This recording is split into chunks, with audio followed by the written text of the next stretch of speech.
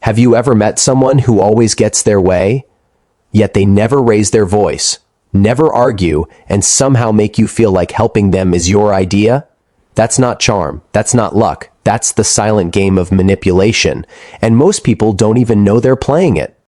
Because here's the truth, the world isn't run by the loudest people. It's run by the quiet ones, the ones who know how to plant thoughts, steer emotions, and make others move without ever being told to. And if you don't understand how those silent games work, you'll keep losing them without even realizing it. So today, let's pull back the curtain. Let's talk about the silent games people play to get what they want, and how you can see them coming before they take control of your mind, your time, and your energy. Most people think manipulation looks obvious, like lies, guilt trips, or fake compliments. But the real power moves are subtle. They're emotional chess, and every piece they move is meant to make you react, doubt yourself, or give in. And it all starts with one thing: control disguised as care. Point 1. The "I'm just helping" game. This one's dangerous because it hides behind kindness. It sounds like, "I just want what's best for you," but behind those words is control, because what they really mean is, "I want you to do what I think is best." You've seen it. That friend who gives advice that always benefits them. The coworker who helps you, then reminds everyone about it. It feels generous at first, until you realize you're being kept in emotional debt. The lesson? If someone's help always comes with a reminder, a guilt trip, or a hidden expectation, it's not help, it's a leash. Point 2. The guilt mirror. Some people don't need to attack you. They just make you attack yourself. They twist every situation until you feel guilty for something they did. You forget to reply, and suddenly they say, "I guess I just care more than you do." You set a boundary, and they respond, "Wow, I didn't think you'd treat me like that." That's not emotional honesty. That's emotional warfare, because guilt is one of the fastest ways to control someone with a good heart. The truth? You're not selfish for protecting your peace. You're not cold for saying no. You're simply refusing to play the game. Point 3. The innocent victim strategy. This is the quietest and most effective manipulation tactic out there. They play small, act helpless, or constantly need rescuing, and every time you step in, you give them power. It's not always dramatic. Sometimes it's subtle, like someone always forgetting to do their part, knowing you'll fix it.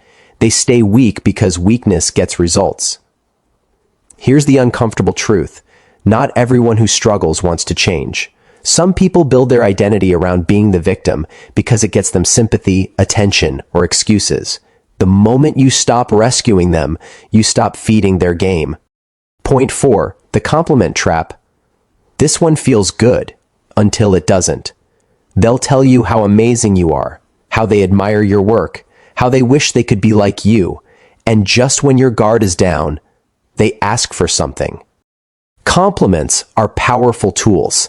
Used with sincerity, they build connection. Used with motive, they build manipulation. You'll know the difference by timing. If praise always comes right before a request, it's not admiration, it's strategy. Real respect doesn't need a follow-up favor. It just exists. Point 5. The silent treatment. You'd think silence means peace, but for manipulators, silence is a weapon. They withdraw affection, attention, or communication, not to cool off, but to make you chase. They know the human brain hates uncertainty, so when they pull away, you start wondering what you did wrong, replaying moments in your head, overanalyzing every word. You try harder, you apologize first, you lower your boundaries just to get the peace back, and that's exactly what they want. Because the moment you do that, they win.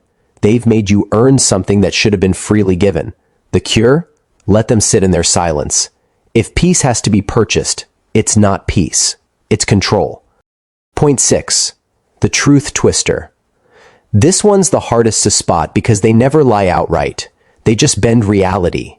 They'll tell half the truth, omit key details, or change the order of events to make you look unreasonable. And because it sounds logical on the surface, you start questioning your memory. That's called gaslighting, and it's one of the oldest tricks in the book. Here's how to disarm it. Stop arguing to prove you're right. Start observing patterns instead. If the story always shifts to make them innocent and you guilty, that's not coincidence, that's design. Now let's pause for a second. These games, the helping, the guilt, the victimhood, the silence, the flattery, the half-truths, they're all built around one goal: power without responsibility. Manipulators want control, but they don't want to be held accountable for it. They want you to feel like everything is your choice, even when they've already made the choice for you. That's why awareness is your greatest defense. Because once you can see the game, it stops working.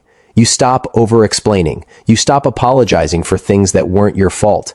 You stop giving your energy to people who drain it for sport. The next time someone makes you feel guilty, ask yourself, what do they gain from this emotion? The next time you get showered with sudden praise, ask, what's coming after this? The next time silence feels heavy, remember, peace doesn't punish. Understanding manipulation isn't about becoming cold or suspicious. It's about becoming aware.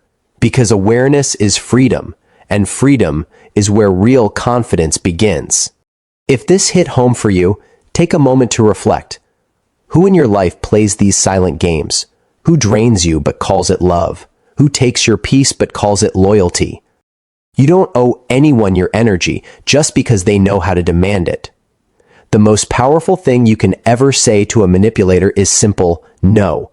No explanation, no guilt, no apology, just calm strength. Because the moment you stop reacting, their game ends. If this message spoke to you, don't just scroll away. Share it with someone who needs to hear it. Comment below with the one game you've recognized and how you plan to rise above it. And if you're on a journey to become mentally stronger, emotionally sharper, and harder to manipulate, hit that subscribe button.